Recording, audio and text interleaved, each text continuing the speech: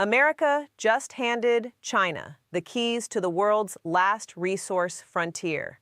The numbers coming out of Washington's Africa Policy Review don't make sense until you understand what they actually mean. In an 18-month period beginning in early 2024, the United States closed 4 USAID missions across sub-Saharan Africa.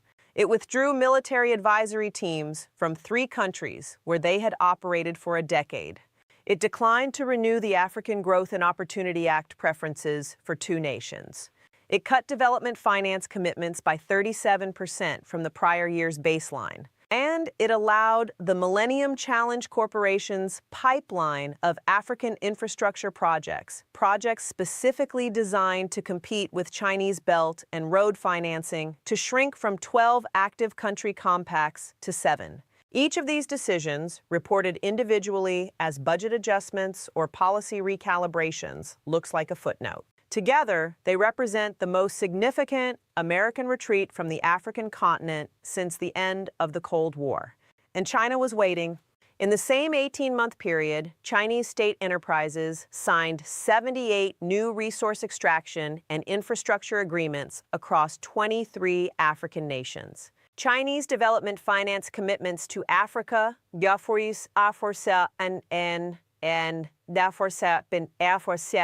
through the China Development Bank, the Export-Import Bank of China, and direct state enterprise investment, reached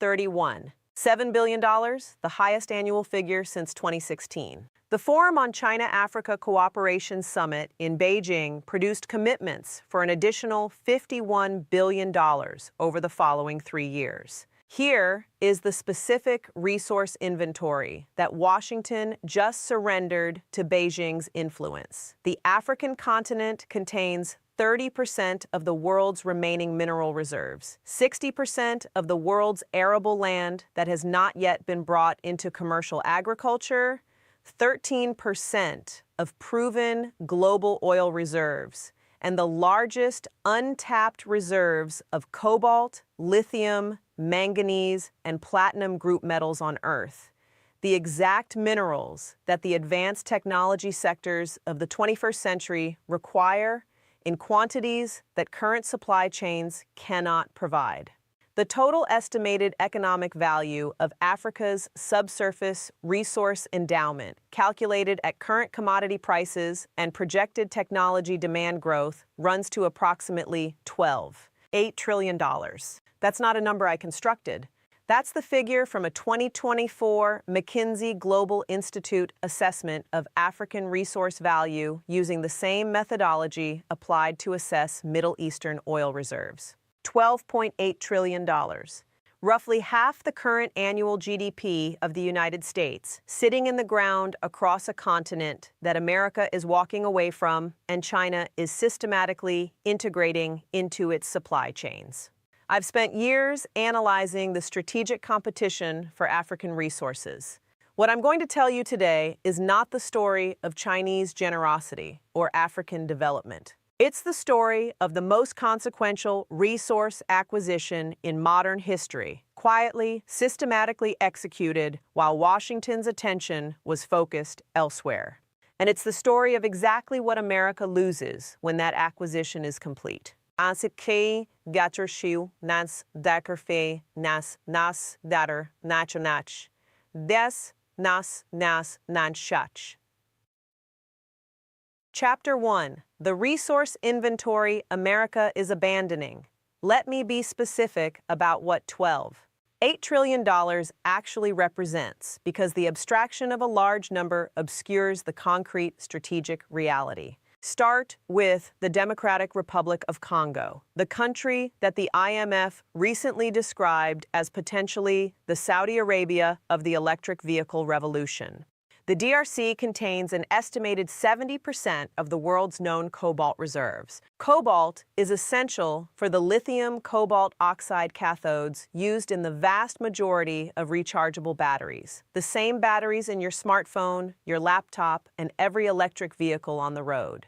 The world produced approximately 190,000 metric tons of cobalt in 2024. Global demand for cobalt in electric vehicle batteries alone is projected to reach 430,000 metric tons annually by 2030, more than double current total production. That gap between projected demand and current supply can only be bridged by developing the DRC's reserves, which require $47 to $63 billion in mining and processing infrastructure investment over the next decade. Who is making that investment? Chinese companies, specifically Zijin Mining, CMOC Group, and China Molybdenum, currently control approximately 68% of Congo's cobalt mining capacity. They are actively expanding. China's Sinomine Resource Group signed a $2 billion agreement in early 2025 for a new cobalt processing complex near Kolwezi. Chinese engineering firms are building the power infrastructure, road networks, and port facilities that make the mines viable. The United States has one active cobalt mine in the entire country, a small operation in Idaho that produces approximately 1,500 metric tons annually. American electric vehicle manufacturers, GM, Ford, Stellantis, Tesla, are dependent on cobalt from DRC mines that are 68% Chinese-controlled. Move to Zimbabwe, which hosts the world's second-largest known platinum group metal reserves after South Africa. Platinum, palladium, and rhodium are essential for catalytic converters in internal combustion vehicles and, increasingly, for the proton exchange membrane fuel cells in hydrogen vehicles. China has been investing in Zimbabwean platinum mining since 2019, when Zimbabwe invited Chinese investment after American sanctions made Western financing unavailable. By 2024, Chinese firms controlled approximately 34% of Zimbabwe's platinum mining capacity, up from essentially 5 years earlier.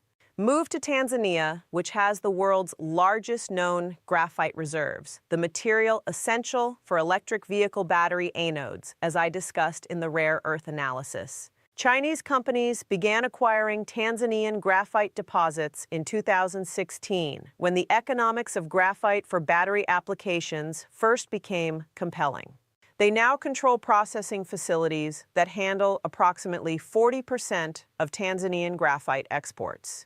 Move to Zambia, which sits on the world's largest known copper reserves outside Chile. Copper is the metal of electrification. Every solar panel, every electric vehicle, every wind turbine, every smart grid requires more copper than its fossil fuel equivalent. The IEA projects that global copper demand will double by 2040 as electrification accelerates. Zambia's copper belt contains an estimated 150 million metric tons of recoverable copper, enough to supply global demand for approximately 12 years at current consumption rates. China's Zijin Mining acquired the Kansanshi copper mine, Zambia's largest,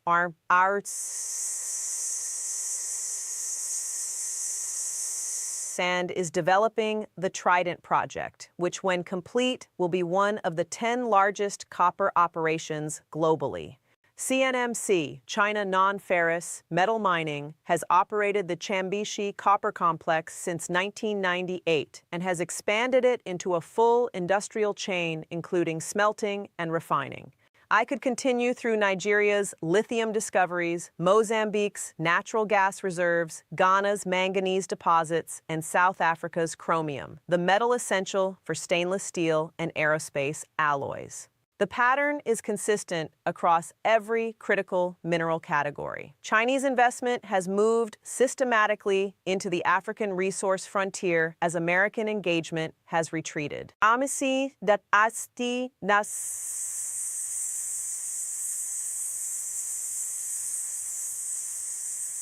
Chapter 2. Why America is Walking Away. This requires honest analysis, because the easy explanation that the Trump administration doesn't care about Africa is both partially true and analytically insufficient. The budget arithmetic is real. The United States spent approximately $1 billion in development assistance, security cooperation, and diplomatic engagement with Africa in fiscal year 2023. The current administration's budget proposals reduce that to approximately 5. $1 billion, a 37% cut representing $3 billion in redirected spending. $3 billion is not nothing. But let me contextualize it. The United States spends approximately $886 billion on defense annually. It spends approximately $870 billion on federal interest payments. It spends approximately $4 trillion on Social Security and $900 billion on Medicare and Medicaid.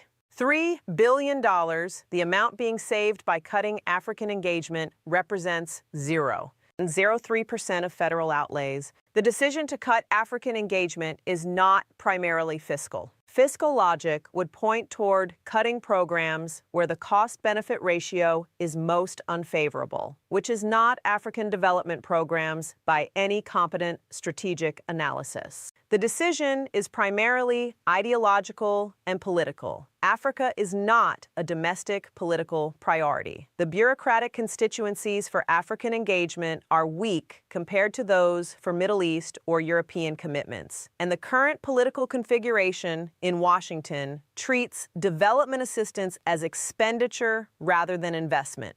The strategic consequence, however, is measured not in the $3 billion saved, but in the $8 trillion in resource access being conceded to Chinese influence. Here is the exchange rate that should alarm anyone with a serious interest in American strategic position. Washington saves $3 billion per year by cutting African engagement. Beijing invests $7 billion per year in African relationships. China gets access to $8 trillion in resources that the advanced technology industries of the next century require. America retains its budget savings. That is not a trade. That is a surrender. The former commander of U.S. Africa Command, AFRICOM, Admiral Michael Langley, in testimony before the Senate Armed Services Committee, described the American retreat from Africa as a strategic gift to Beijing. He specifically cited the closure of the drone base in Niger, the reduction of special operations forces in the Sahel, and the cut to Millennium Challenge Corporation funding as decisions that created operational space for Chinese influence that would take a decade and multiples of the current investment to recover. The administration's response was to note that African security cooperation was expensive, the results were mixed, and domestic priorities required resource reallocation. This is true, and the same logic applied to American investment in European defense after World War II would have produced Soviet-dominated Western Europe. Strategic investments are often expensive, results are often mixed in the short term, and domestic priorities always compete for resources. The question is whether the long-term strategic cost of withdrawal exceeds the short-term budget savings. For Africa's critical minerals, the answer is unambiguous. The cobalt in the DRC, the copper in Zambia, the graphite in Tanzania, the platinum in Zimbabwe, these are not optional inputs.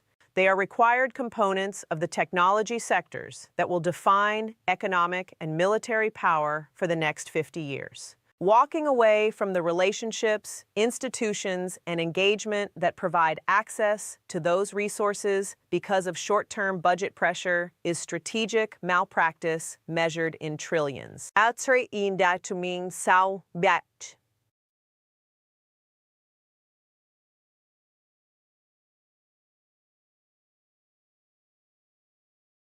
Chapter 3: The Belt and Road Consolidation. China's Africa strategy is not improvised.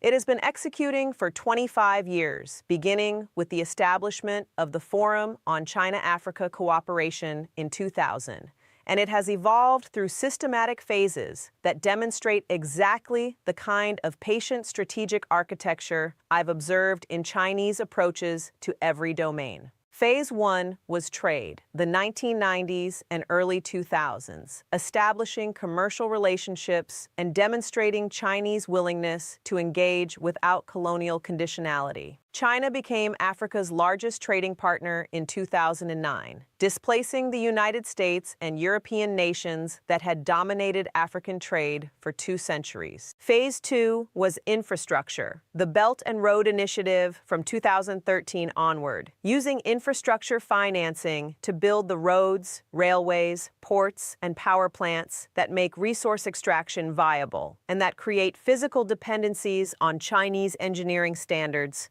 Chinese equipment, and Chinese technical expertise. Phase 3 is the current moment, the integration phase, in which Chinese companies move from infrastructure contractor to equity owner, from trade partner to industrial partner, from financier to co-investor. This phase is characterized by the kind of deals being signed now, not loans for infrastructure construction, but equity stakes in mining operations, processing facilities, and the downstream manufacturing that captures the value of raw material extraction. The distinction between Phase 2 and Phase 3 is critical. Loans can be renegotiated, restructured, or defaulted on.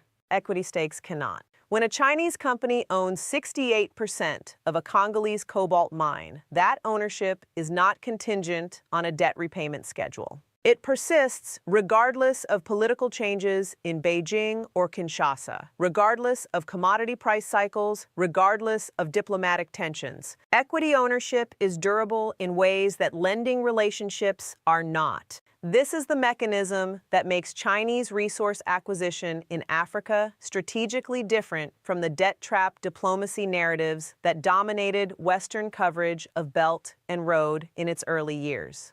The debt trap concern was that Chinese loans with infrastructure as collateral would give China control of African assets when borrowers defaulted. The equity acquisition reality is more direct. China is simply buying the assets outright through commercial transactions that are difficult to reverse and that create constituencies in African political economies with direct financial interests in the China relationship's continuation. The Chambishi Copper Complex in Zambia employs approximately 8,000 Zambian workers. The CNMC smelter in Ndola employs another 300-400. The supply chains supporting Chinese-owned mining operations in the DRC employ an estimated 180,000 people directly and support another 400,000 indirectly through ancillary services. These employment dependencies create domestic political constituencies in African countries that lobby their governments for policies supportive of Chinese investment, not because they are bribed or coerced, but because their economic well-being is genuinely dependent on Chinese capital remaining engaged.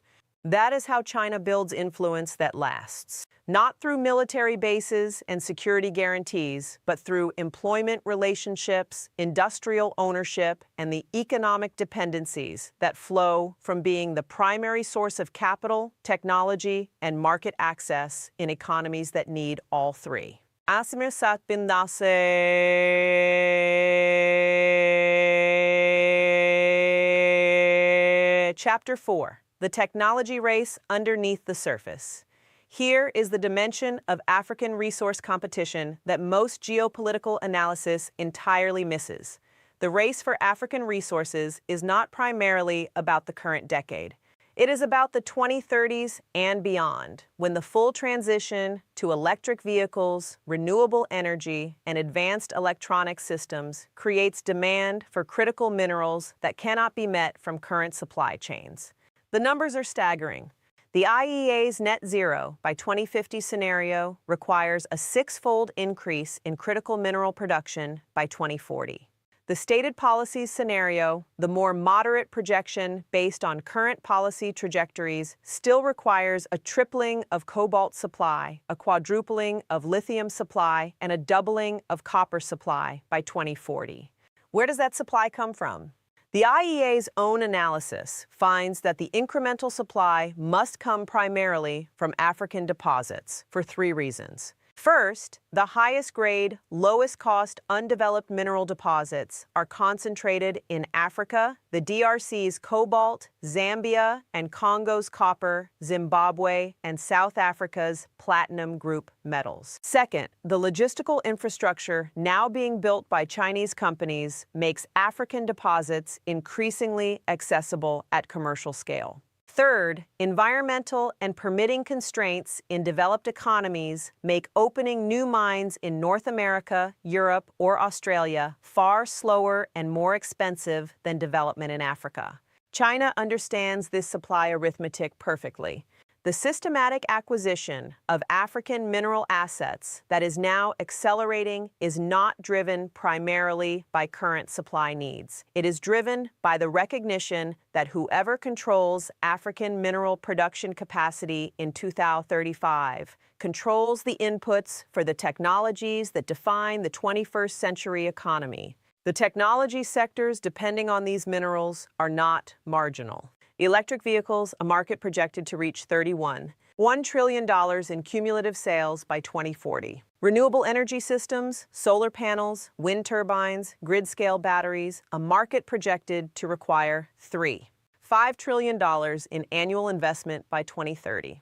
Advanced defense systems, precision-guided munitions, electronic warfare equipment, hypersonic vehicles, dependent on rare earth magnets, specialty alloys, and processing materials that are predominantly African in origin. Control over the supply of these inputs is control over the pace, cost, and availability of these industries. And China's systematic acquisition of African mineral assets is the most direct mechanism available for establishing that control. I want to be precise about what control means in this context. China does not need to own all of Africa's mineral production. Complete monopoly is neither achievable nor necessary. Control means owning sufficient share of production in each critical mineral category that Chinese demand and Chinese pricing has dominant influence over global market conditions. That threshold varies by mineral.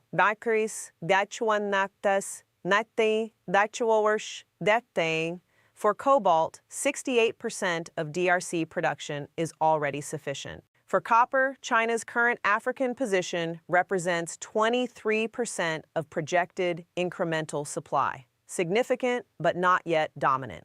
For graphite and lithium, Chinese African positions are growing toward dominance. The trajectory, if not altered by a significant change in American strategic engagement, points toward Chinese effective control over the majority of incremental critical mineral supply growth by the mid-2030s. At that point, the technology transition that every developed economy is betting its future on, electric vehicles, renewable energy, grid modernization, runs through supply chains where China holds the determining leverage. Das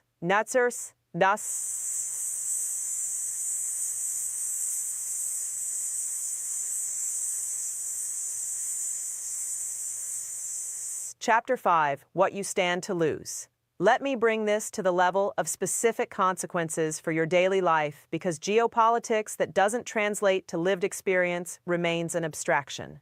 The Biden administration's Inflation Reduction Act subsidized electric vehicle purchases to the tune of approximately $7,500 per vehicle, a subsidy designed to accelerate American EV adoption and reduce dependence on oil imports. The entire logic of that subsidy depends on EV battery costs declining as production scales, enabling affordable electric vehicles that genuinely compete with gasoline cars. Battery costs have been declining.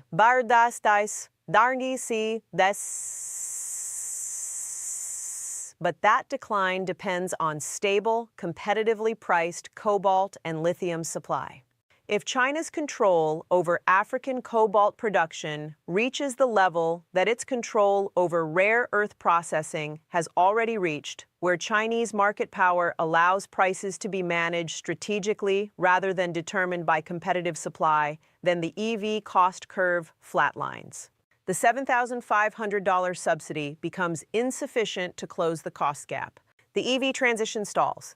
American consumers remain dependent on gasoline, and American automakers lose the electric transition race to Chinese manufacturers who have subsidized input access. Your electric bill is the second transmission mechanism. The grid modernization required to handle renewable energy requires enormous amounts of copper for new transmission lines, for grid interconnects, for smart grid electronics.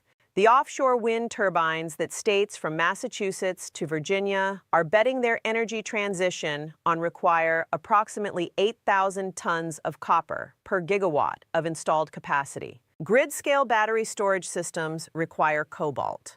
If Chinese control over African copper and cobalt production allows Beijing to influence pricing or availability, the cost of grid modernization rises. Electricity prices rise. The cost of everything produced with electricity, which is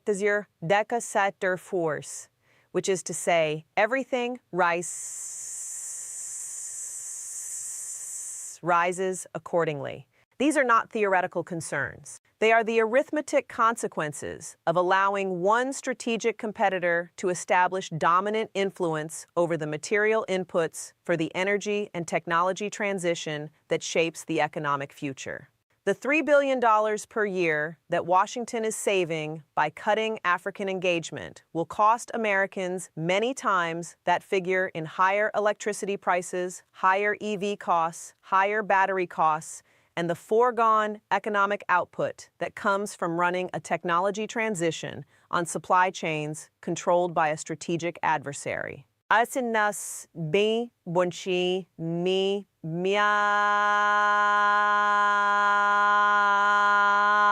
Conclusion: the frontier that closes. Once I've analyzed dozens of resource competition scenarios in my work, and what makes the African situation uniquely urgent is this: resource frontiers close. Once the major deposits are claimed, the processing infrastructure is built, the corporate ownership is established, and the employment dependencies are created. The strategic opportunity window closes.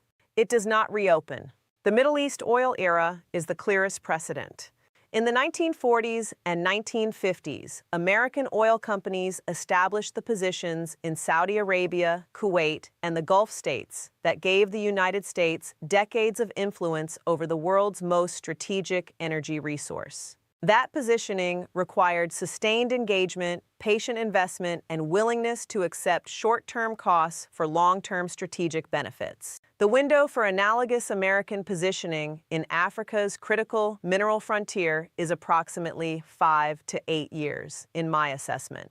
After that, the Chinese positions will be sufficiently entrenched, the equity stakes established, the infrastructure built, the employment dependencies created, that displacement would require either massive capital investment that has no political support or adversarial actions that would be counter to every American interest in African relationships. The Trump administration's retreat from Africa is not a strategic choice made with full awareness of these consequences.